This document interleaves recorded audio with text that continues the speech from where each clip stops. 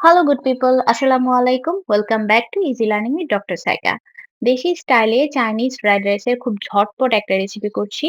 আমি এখানে বড় একটা কড়াই নিয়েছি, তাতে আমি বাটার আর অয়েল দিয়ে দিয়েছি।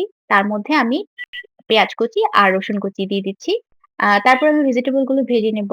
আচ্ছা, এখানে খেয়াল রাখতে হবে চুলার ফ্লেমটা অবশ্যই যাতে হাই ফ্লেম হয়, না হয় আ ভেজিটেবল গুলো ওভার কুকড হয়ে যাবে, প্লাস কালারটাও চেঞ্জ হয়ে যাবে।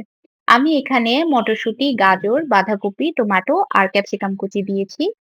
তারপরে ভালো করে ভাজা হয়ে গেলে আমি স্বাদ মতো লবণ দিয়ে দেব। আর সয়া সস দিয়েছি আমি এখানে। আর যদি ফিশ সস থাকে বাসায় তাহলে অবশ্যই ফিশ সসটাও দেওয়ার চেষ্টা করবেন।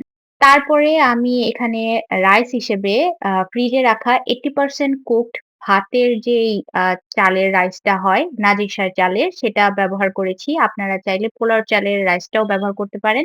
আর যদি ফ্রেশলি কুকড হয় তাহলে অবশ্যই সেটা 80% কুক করে নেবেন এবং ভালোভাবে ঠান্ডা করে নেবেন।